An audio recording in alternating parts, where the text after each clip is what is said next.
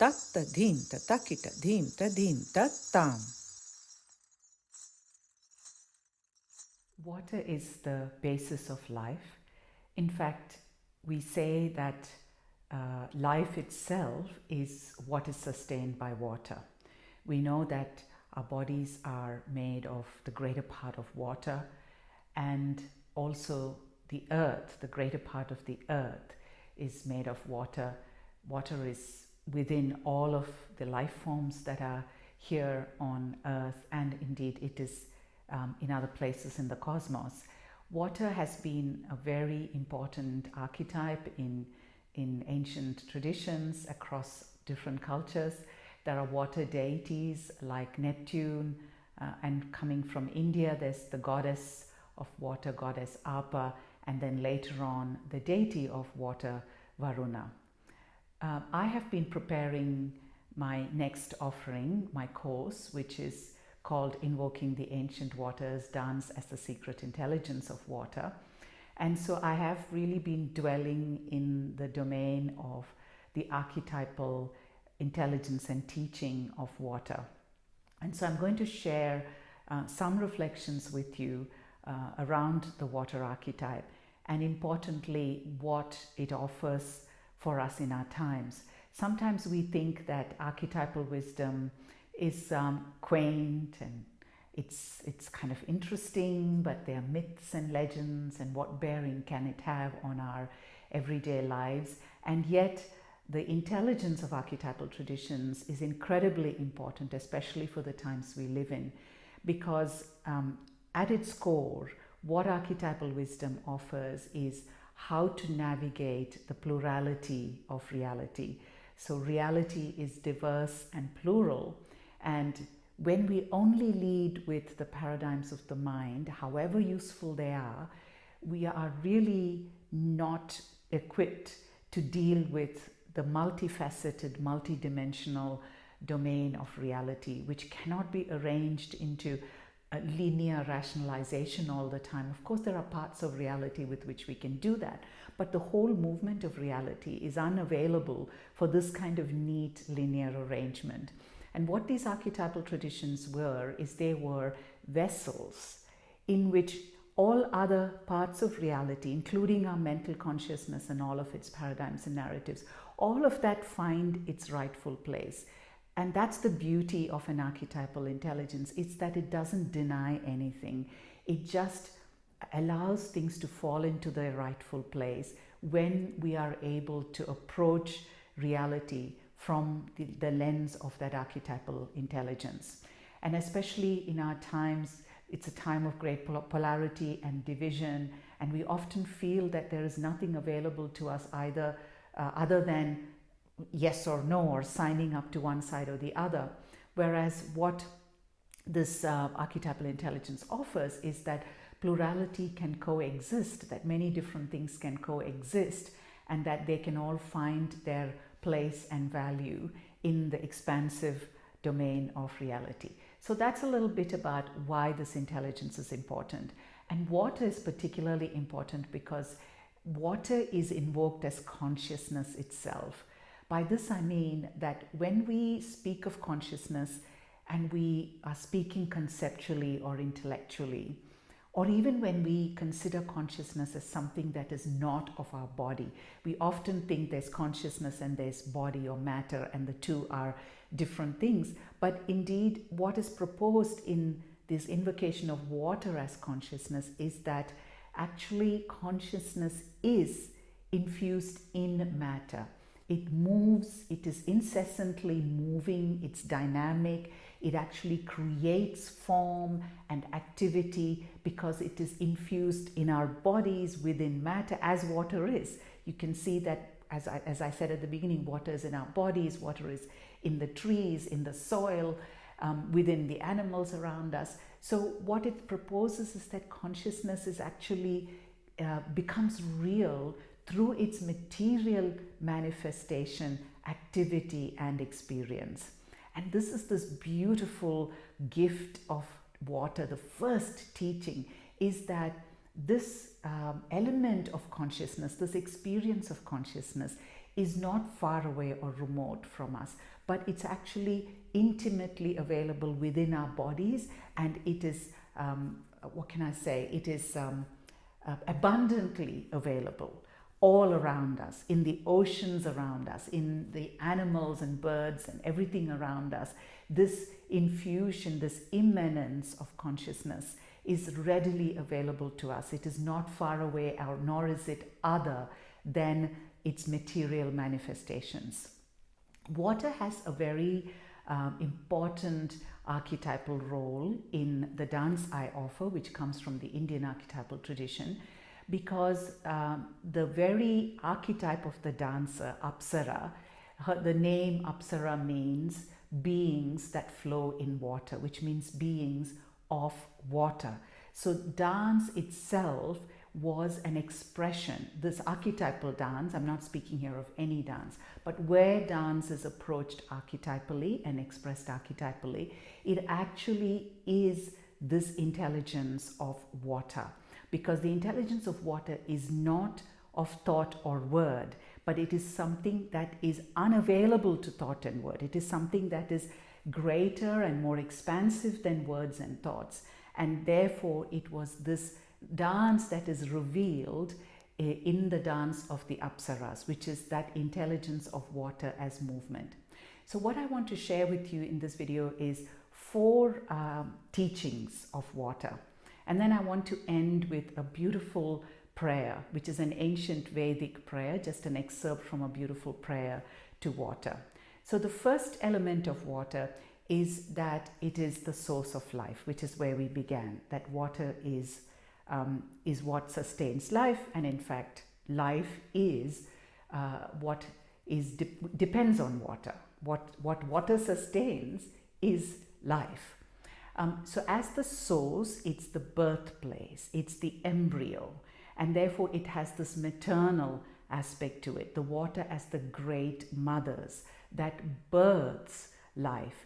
And in the Indian archetypal tradition, water is called the embryo of fire, because fire is that passion and the energy that infuses our action.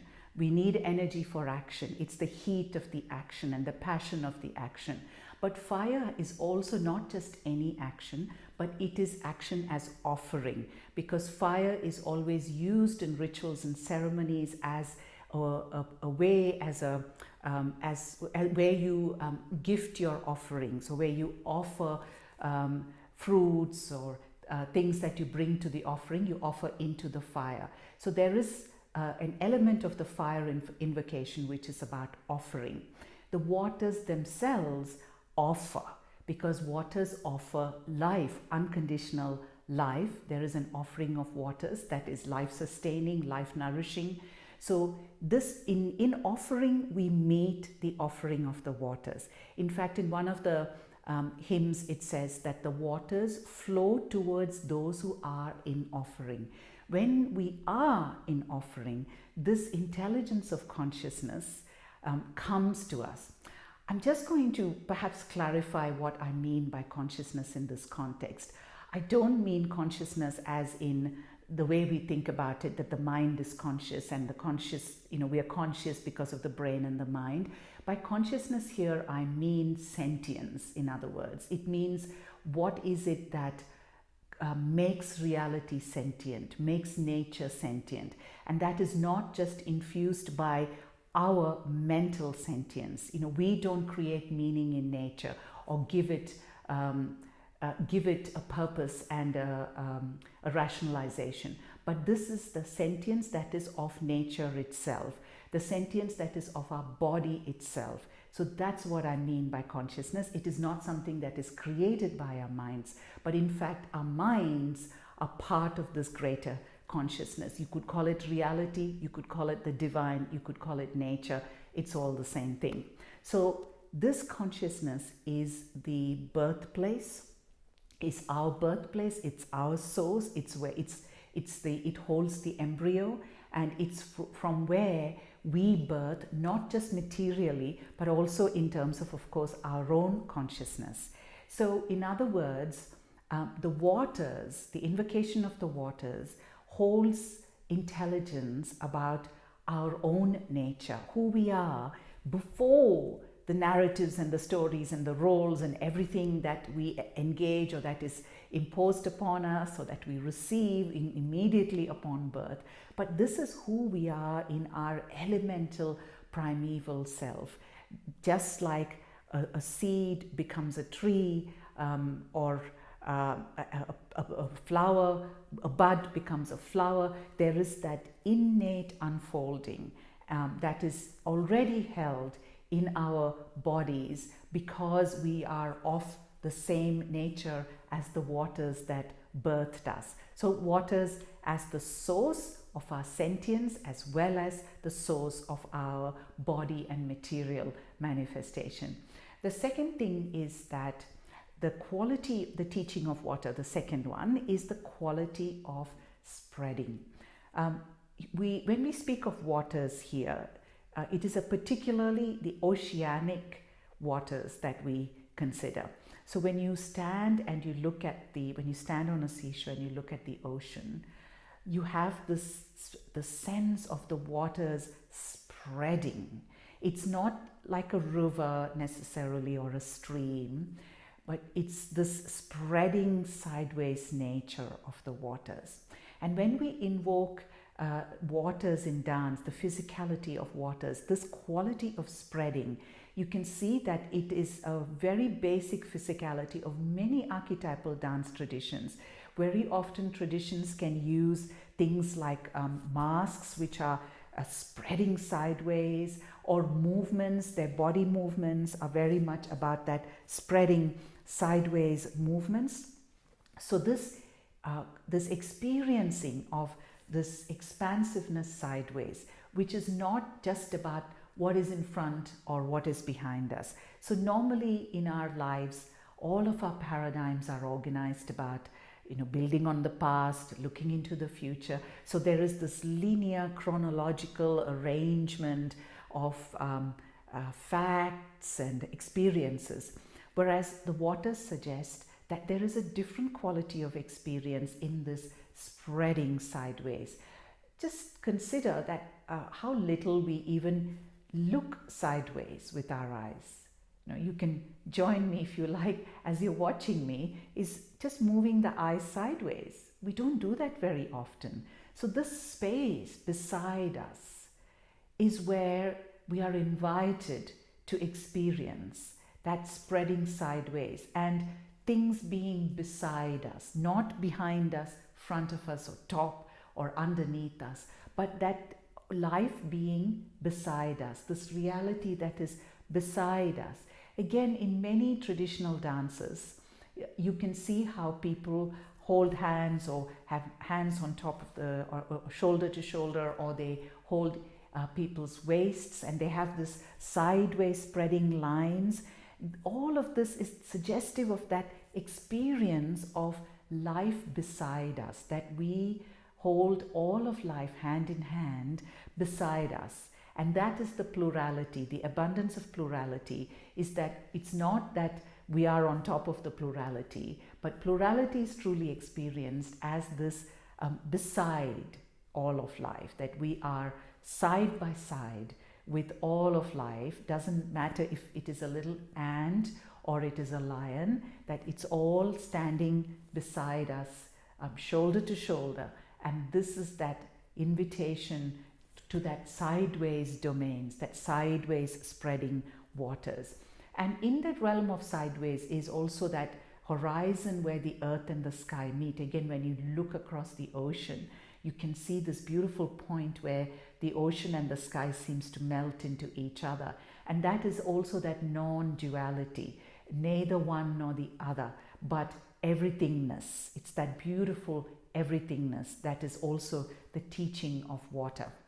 The third thing is that water has its own movement. We know that the ocean is incessantly moving. We are not creating the movement of the ocean, but it has its innate movement. And this is, in part, this intelligence of water, is its movement. And we say, for example, there is an ancient saying, I can't remember which where it comes from. But they say that you know about the sea from the fish, or you know about the fish from the sea. And it's the same thing about the dance. The dance actually holds this movement intelligence of water. And this intelligence of water is not something that we have created, but it is innately there in water. And what it suggests at the consciousness level is that consciousness is incessant, it's moving, it's dynamic, it's pulsating. It's not about the stillness or it's about action, but it has this incessant movement which is of its own of its own sentience. It's not the movement that we may be familiar with in our daily lives, but it is a movement of itself, of its own sentience, of its own intelligence. And what the archetypal dance of the Apsaras proposes is that their dance is the revelation of that intelligence. And it was called revelation even in the ancient dance texts, because it wasn't created by somebody, but it was revealed. It's a revealed intelligence about the nature of the consciousness, which is a teaching of the waters. And the fourth is the mystery of waters. The great oceans hold deep mystery. We are constantly finding out things that we don't know. And there's so much we don't yet know. This is interesting because when we live in our daily lives, we think that we have progressed so much and we know so much, and we are our hubris will propose that we are the most superior beings that has ever lived, and there is nothing mysterious left because everything about Earth we know, everything about our bodies we know, and that yet nothing is further from the truth, of course, that actually there's so much about even the nature of our body that we don't know. There is very little that we know about consciousness, and there is also so much we don't know about Earth itself. So the waters holding the mystery in the depths, and the mystery here is not to be solved. It's not inviting solution. And in fact, if we go towards it with this aim of solving, it's not available to us. It's no longer there. We might think we've solved something, but that's not the mystery. The mystery is forever elusive. And the teaching of the waters is that the mystery itself is an intelligence. It is not that it becomes intelligence only when it is solved, but that in itself the mystery holds an intelligence. And this mystery is actually the essence of reality, is mystery. And when we are able to experience this intelligence of mystery, then we can approach reality without this hubris, without the hubris that we know everything, or that whatever we don't know is just waiting for us to conquer it with our knowledge and our expertise. That we are, in fact, we become much more a part of nature. We participate in nature. We can stand side by side with all of the other life and all of the other beings in nature, when we can allow the mystery to remain mysterious, but not because we are ignorant, but in fact because we are able to taste that intelligence of mystery without feeling that we must solve it. So that is the teaching of mystery of the waters. So the 4 teachings I shared with you in this video: the first, that the waters are the source of our sentience, our body, our nature, and it is when we invoke and return to that intelligence of water that we are in fact returning to our own source, who we are in our essence, and who we are at that primeval level, at that level of earth, soil, water, and life in its broadest sense. The second teaching is that waters are not linear. It's not about a chronological arrangement of experience, but it is about that spreading, that vastness, that the generosity of that gaze and that experience of the spreading consciousness. Third is that water has its own movement, its own sentience. It's of itself. It is not infused by the explanations we bring to it, but that if we can collaborate with water, then water will reveal its intelligence and its teaching to us. And the last is about the mystery, that water holds eternal mystery, and the invitation for us is to attend to the intelligence of mystery itself. Before I go to the verse or the hymn that is invoking water, I just want to actually share perhaps an example from our daily life which might help you to consider this invocation of water. I often think about the surfer. Not that I'm a surfer, but for me there is something about the relationship of the surfer or their movement in water, their being in water, which is that wonderful balance between yielding and agency.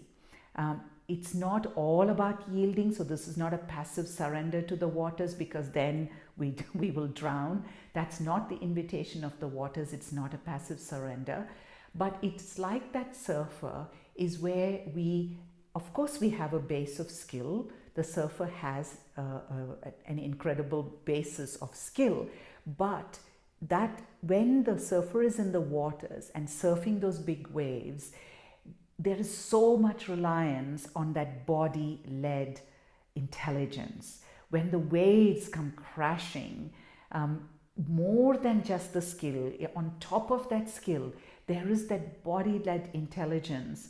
In fact, it's almost like what the skill teaches is how can you find the courage and the intelligence to yield to the movement of the waters just enough, but be present so that you can move with the waters. So we're not resisting the waters, we're not fighting the waters, but we move with the waters. And that is what dance does in an archetypal tradition, is that it offers that intelligence which is about navigating consciousness.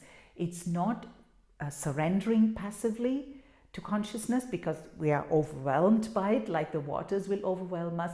Neither is it resisting and trying to carve our own reality. But the skill that the dance is proposing is about navigating that delicate balance between yielding and agency. It's that beautiful collaborative dance which, like the surfer, is exhilarating and terrorizing at the same time. So let me now end with this few lines from an ancient Vedas are ancient text, philosophical texts from India, and there is a beautiful invocation of the waters. I just want to share a few lines from that. So here in the invocation, the waters are invoked as holding within it immortality. So immortality here is a sense of timelessness. It is not the opposite of death. It's not living forever, but it's like that incessant movement of the waters. In that incessant movement is where we are able to experience that timelessness. And again, it's not the opposite of time. It's something else. It is really about the movement. So it holds within immortality, and it holds within healing. Healing because when we return to our source, when we return to that pattern within the seed of who we are, not who we've been twisted shaped into being by the many stories and roles and narratives. But who we are in that seed, that is what brings us into our wholeness. And then we can hold all these other roles. So like I said, we don't deny anything. Of course, we have roles to perform and things to do in our daily life. But when it is held in that intelligence of that seed, the source, the beginning, then everything else falls into place and makes meaning. So that is the healing. So it is what holds immortality. The waters hold healing. And the waters hold, it says, the horses and the cows. So here, a little bit of explanation is necessary. The horse is an archetypal invocation of our energy. So I spoke of the fire earlier on, the fire as the quality of action, the passion that infuses our action. The horse is a very similar archetypal invocation. It is about that active energy of action that is dynamic, that is active, that is invigorating, that is life-giving. So that is the horses. So the water is often compared to a herd of horses that are unleashed. So this tremendous power of water is also what we have in our bodies. Our action is not meant to be limpid or austere without passion, but it's like this herd of horses that are released. We are invited to be passionate and dynamic in our action. And the cows refer to the body itself. So the body, like the cow, that is grounded, that is generous, that is, cows, we often consider the cows as an animal that is easy to domesticate, and also that is very important, especially for example in Indian culture. The cow was always a very important animal because it gave milk, which was a very important food. But what the cow symbolizes is that simplicity, generosity, life nourishing quality, and that is our body. Our body is very simple. It's there in our everyday, day-to-day life. It is life nourishing and life sustaining. And then you have the energy of our action from this body, which is full of dynamism, passion, and which is also life invigorating.